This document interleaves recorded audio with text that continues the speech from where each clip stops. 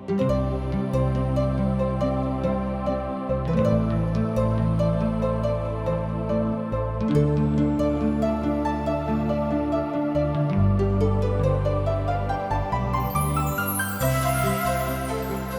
आदमी के जिंदगी पाप के कारण तरह तरह की चिंता, दुख और अशांति में पड़ के सही रास्ता से अलग हो गई बा।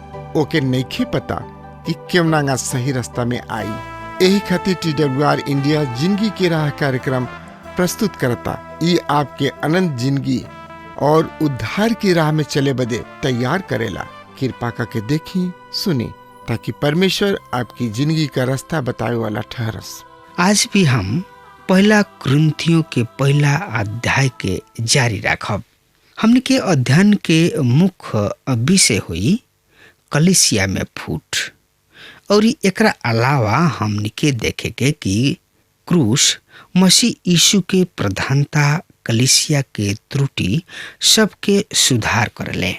पहला कुरिन्थियों में हमने के सीखनी हाजा कि परमेश्वर विश्वास जोग हमें। एकरे साथ हम प्रभु यीशु मसीह के नाम के एगो व्यापक रूप में देख रहल बानी जा। तो उनकर बेटा हमरा प्रभु यीशु मसीह के संगति में बुलावल गोइल बड़ा।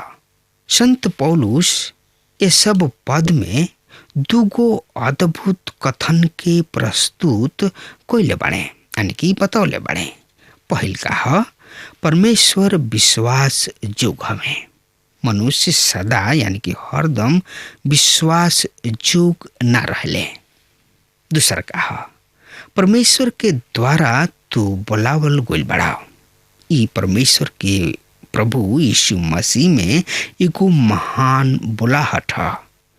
यहाँ जौन सबसे महत्वपूर्ण शब्द जौन की यह पद में प्रयोग कइल गइल बा उ इहा संगति तथा सहभागिता, और ये अंग्रेजी भाषा में एकरा के फेलोशिप कहल गइल बा। और ये मसीही जगत में बहुत ही प्रचलित शब्द है। पवित्र शास्त्र बाइबल में इस शब्द के प्रयोग केवल आत्मिक संगति के खातिर कइल गइल बा, और ये विश्वासी जन के आपस में एक दूसरा विश्वासी के साथ संगति के खातिर प्रयोग होला। इसे रउआ याद रखी। विश्वासी जन और गैर विश्वासी से दोस्ती तो कर सकता, पर संगति अर्थात सहभागिता नहीं रख सकत।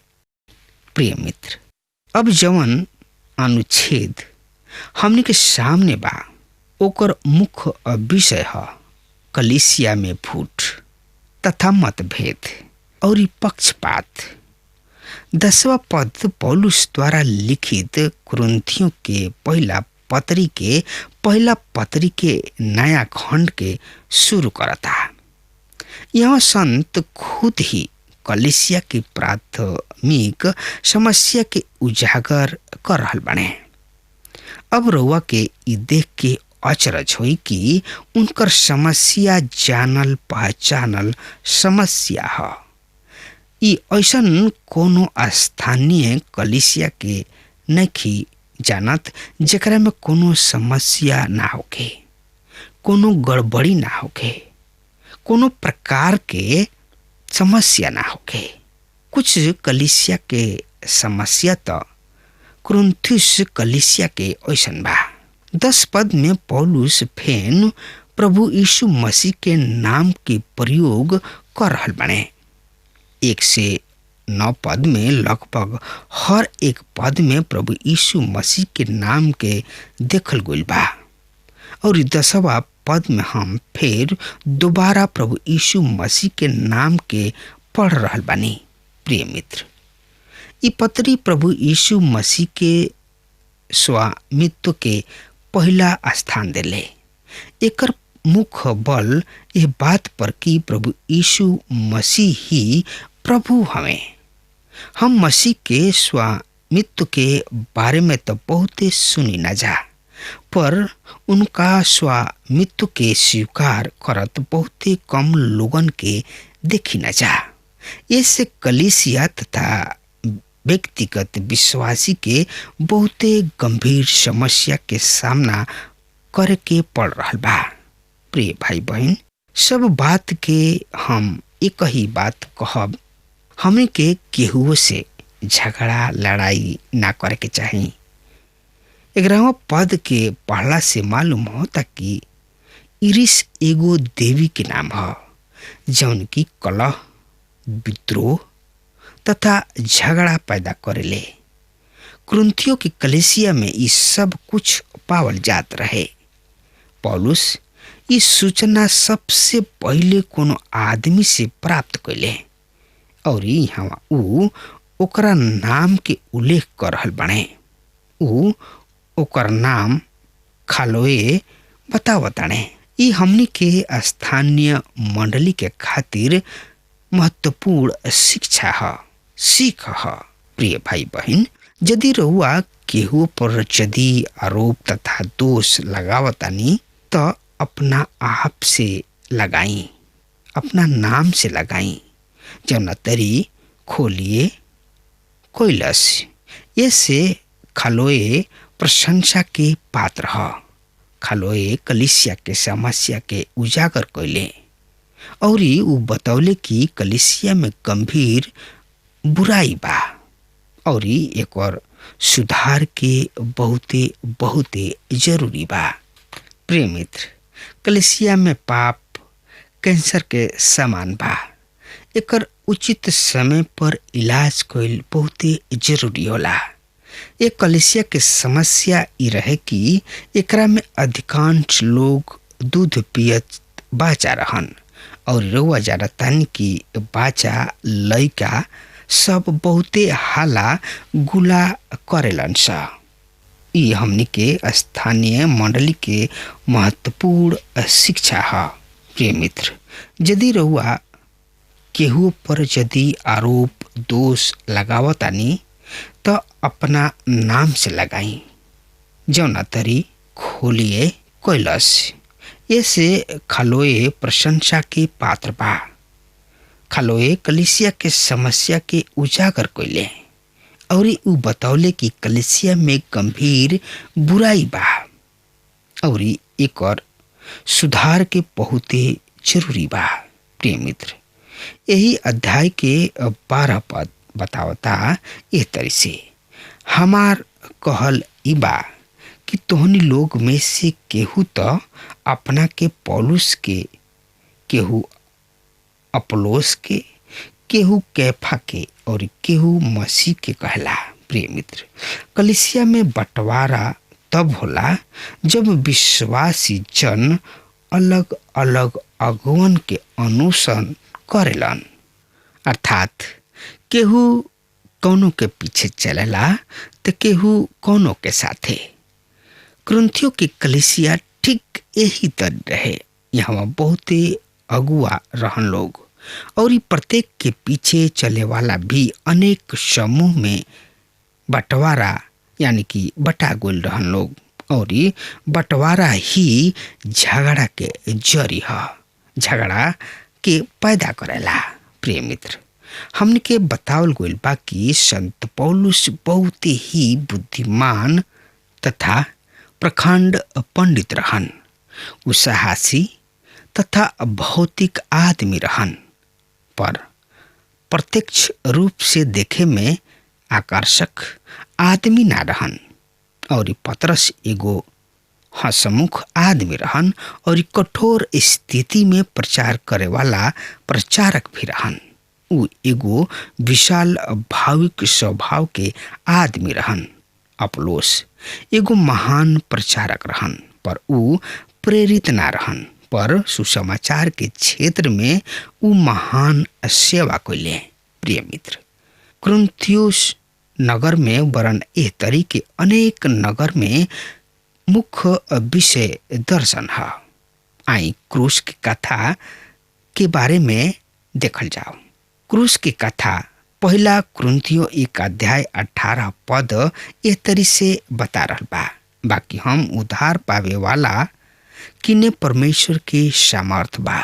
प्रिय मित्र, ये सब पद में हमने के देखनी हाजा कि मसीह के क्रूस एगो विभाजक के रूप में हमनी के दिखाई देता। मसीह के क्रूस उद्धार पावल आदमी के अलग करेला। दूसरा शब्द में क्रूस विश्वासी के अविश्वासी से अलग करेला। पर ध्यान रखी, मसीह के क्रूस विश्वासी के विश्वास से अलग ना करेला। प्रिय मित्र, एगो चित्रकार एगो चित्र यानी कि फोटो बनौलस और ओ फोटो के नाम अंतिम न्याय रखलस और ये फोटो में वो परमेश्वर के सिंहासन के भी दर्शौलस और ओ सिंहासन से दूर पापी जन अंतरिक्ष में गिर रहल बने, निरंतर गिरते ही जा रहल बने तथा एक दूसरा से लिपटते ही जा रहल बने। प्रिय मित्र, ये संसार के वास्तविक फोटो है। पापी और दुष्ट जन वापस में मिलल जुलल बने और ये युग में उन्होंने लोग एगो महान संगठन बनावे चाहते हैं। ठीक यही तरीके लोग कलीसिया में बने। सब दुष्ट जन मिल के संगठित हो रहल बने ताकि कलीसिया में बाधा होखे और परमेश्वर के कार्य के तथा कलीसिया के प्रगति के रोके और क्रूस विश्वासी जन के संगठित करेला। प्रिय मित्र, मसीह यीशु अपना आप के विभाजक कह के संबोधित कर देले। लूका रचित सुसमाचार 12 अध्याय के 15 और 53 पद एक तरी से बतावलता। सुनी ध्यान से, हम पढ़ रहा बानी। का तू समझता कि हम धरती पर मेल मिलाप करावे आइल बानी? हम तोहरा से कहतानी कि हम अलग करावे आइल बानी, काहे कि अब से एगो घर में 5 आदमी आपस में विरोध रखी हैं, 3 गो 2 गो से और दोनों तीनों से, बाप बेटा से और बेटा बाप से विरोध रखी हैं, महतारी बेटी से और बेटी महतारी से, सास पतोह से और पतोह सास से विरोध रखी। प्रिय मित्र, ई बंटवारा तथा ई अलग होखला के रेखा है मसीह के क्रूस। कैसे? क्रूस के प्रचार नाश होखे वाला खातिर मूर्खता पर उद्धार मोक्ष मुक्ति पावे वालन के खातिर ई परमेश्वर के सामर्थ। मसीह के क्रूस 2 तरीके आदमी के खातिर अलग अलग महत्व रखेला। एगो के खातिर ई केवल मूर्खता के बात है, पर दूसरा के खातिर ई परमेश्वर के सामर्थ। मित्र, सामर्थ कौना तरी से सामर्थ? प्रिय मित्र, रउआ और हमरा यानी कि हमने के पाप से केहू नहीं के छोड़ा सकत। केहू हमने के पाप के स्वभाव से, तोप के भावना से, पाप के लालसा से मुक्ति तथा आजाद नहीं दिला सकत, केवल मसीह के क्रूस के सिवाय।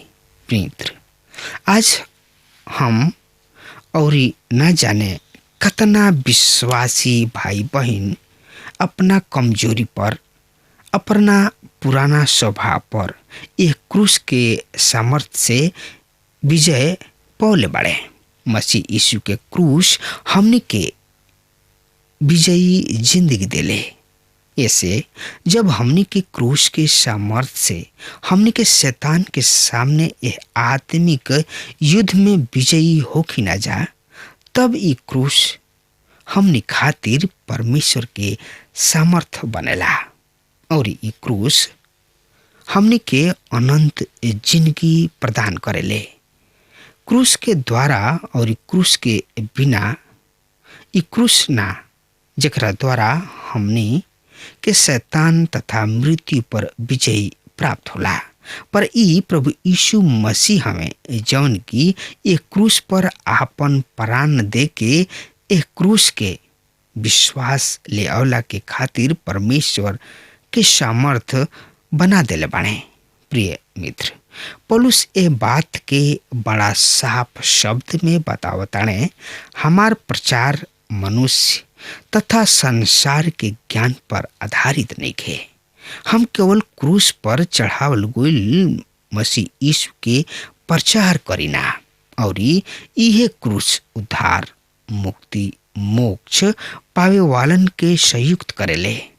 ये तरी क्रूस ए पाप मय संसार के बीच बंटवारा तथा विभाजन के काम करेला और ये संसार के दूगो समूह में बांट देताने।